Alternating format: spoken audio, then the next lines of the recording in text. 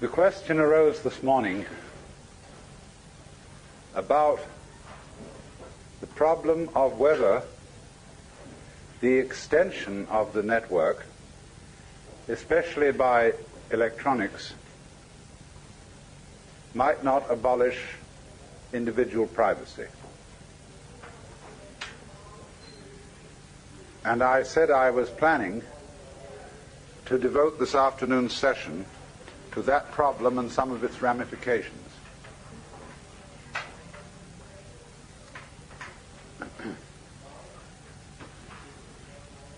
This, of course, is the area of the problem with which Marshall McLuhan is very largely concerned. For he has pointed out that just as the wheel is an extension of the feet,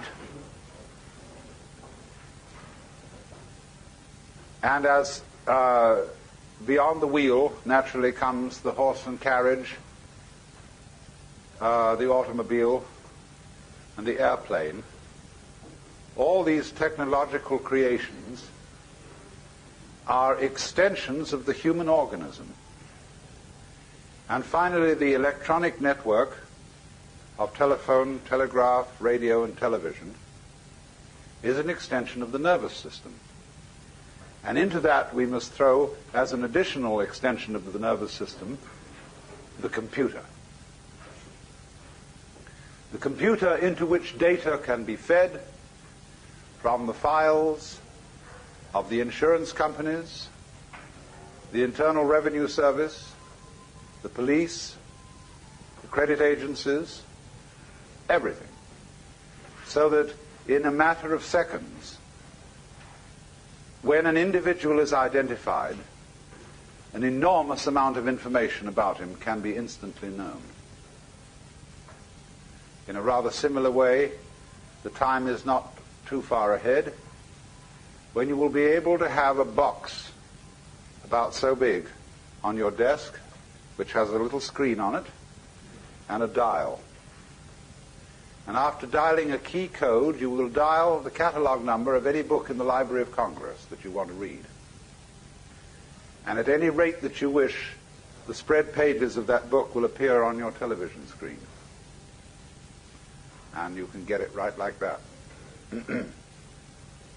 When we get to television worked with the agency of laser beams, you will of course be able to see solid three-dimensional images in color projected in a certain area, and you can walk around it.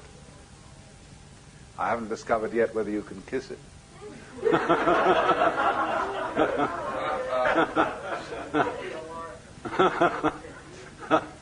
But when you get a phenomenon like that, it begins raising the question of where somebody actually is. When the reproduction becomes technically perfect, you see, you won't know the difference between the reproduction and the original. That's going to be a new kind of confusion. And we will perhaps even be able to think about the word reproduction in a new sense. We say now one of the meanings we give to the word reproduction is sexual reproduction of the species, or the biological method. Then we have reproduction through photocopy and all that kind of thing. Let's suppose, too, that we begin increasingly to be able to manufacture the parts of the human body in very perfect kinds of plastic, so that when your heart goes wrong or your kidneys go wrong, the surgeon will simply replace them with a plastic reproduction, which will work equally well. And perhaps they'll never be able to reproduce in plastic the brain, but they can at least put in there a radio device which will connect with a computer system of some kind, which will do the same job. So that then, after the years go by and your parts have been replaced, the serious question arises as to, are you the same individual? And we would say, Well, no, you've been entirely replaced. Of course it does. You're being replaced all the time, though by a different method. So you can envisage the reproduction of the human being in this electronic way. And at first you say, oh, horrors. Are we going to be converted into nothing but plastic replicas of ourselves? Will we be there in any sense anymore? Will the soul survive it? So, when we find out that we are electronic echoes of ourselves, being perpetuated through the ages, we shall come to the astonishing conclusion that that's what we already are. Only we have to do it again ourselves in order to realize it. We are already the most remarkable electronic patterns from the standpoint of physics. So one should think about this funny thing of technology considered as artificiality in the light of the realization that there really is nothing artificial. You might say the distinction of the artificial from the natural is a very artificial distinction. That the constructs of human beings are really no more unnatural than bees' nests and birds' nests and constructs of animal and insect beings. They're extensions of ourselves. So then, what about the situation when it arises that we are all computerized, that no one is hidden? I want you to notice something already about the Bell Telephone Company. They have a regulation whereby you cannot switch your telephone off. You may have an extension in the house and you may switch that off, but you may not switch off your main phone. And if you leave it off the hook, it starts screaming after a while.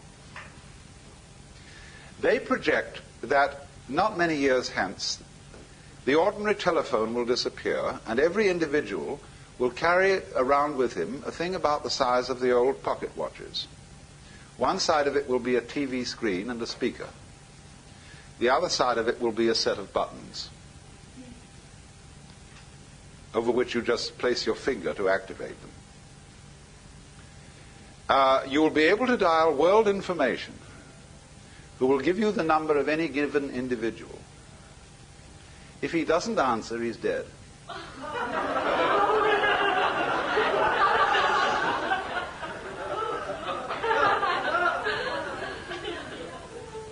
So under such circumstances, absolutely no one can get lost.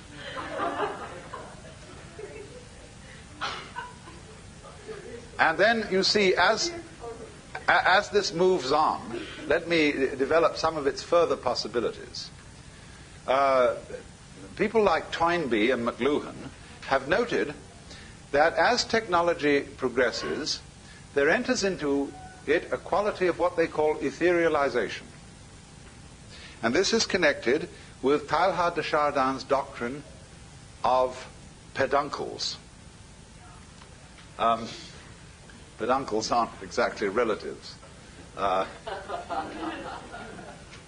we have to understand first the doctrine of peduncles. The human technology sets up certain kinds of peduncles. A road, for example, or a railroad, is a peduncle, because with the development of automotive traffic, truck traffic, the railroads become increasingly obsolete. And there are rusty old tracks lying all over the country that are not used anymore. And then with the development of aircraft, the road tends to become obsolete. With the development of radio, the wire as a connection, as a peduncle, becomes obsolete.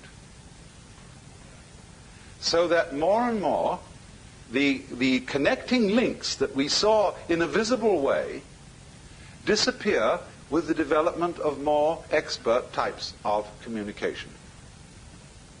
We can easily take this a step further. When we develop a form of electronic communication such that you don't even need to take a plane. You want to see, supposing I want to see my father in England. We both have these laser beam TV jobs, and just like that, I can recreate in front of him myself and my exact environment, everything around, just as if he was sitting in the room.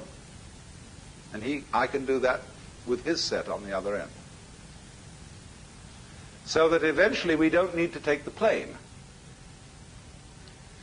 You can conceive, as some science fiction writers have, what seems to us a rather appalling situation, where you never need to leave the place where you're sitting. All food supplies and everything are automatically delivered. You just dial what you want, and some kind of mechanical process transmits it to you. Then they go further than that. They don't. They really abolish food altogether, because they've got it down to some special essences which you take. Then they go beyond that, and you give yourself a certain kind of electronic stimulation, and it does all for you that food could ever do. And then you think, oh dear, what's the next step beyond that? Of course. The next step beyond that is, of course, there's one thing yet, one peduncle we have to get rid of. And that is the black box, the electronic gadget. Because by the time we have become as etherealized as that, we move into telepathy and psychic communication. And as soon as you make that step, of course, it would seem that all privacy whatsoever has gone. Because what you are inside is an open book to everybody else. Your thoughts are easily read. And therefore, you may say at first, ooh, that is the conversion of humanity into an anthill of the worst type. And this is, in a way, naturally, what all properly educated Americans, and I will add properly educated Britishers and some other peoples, dread. It is said the Englishman's home is his castle.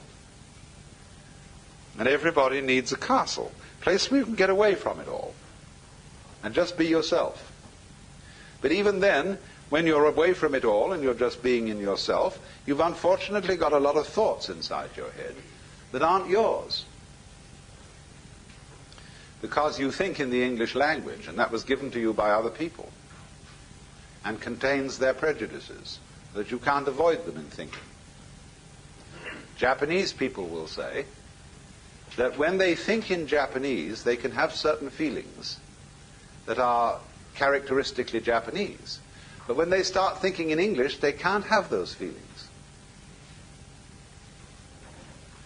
And so you are very, very much really in the sphere of public influence when you start to think. And if you listen carefully to your thoughts, insofar as they are uttered in words, and they very often are, try and discover the tone of voice in which certain of your thoughts are being said, and you will listen and hear your mother, or you will hear an aunt, or you will hear a school teacher, or you will hear certain friends expressing their opinions and telling you who you are and how you ought to behave. And you think those are your thoughts, and they're nothing of the kind. An inner pandemonium under the dome of the skull is going on all the time. Myriads of voices, myriads of influences from outside working upon you, even when you are physically quite alone. So, this means that you are not nearly as much of a private individual as you think.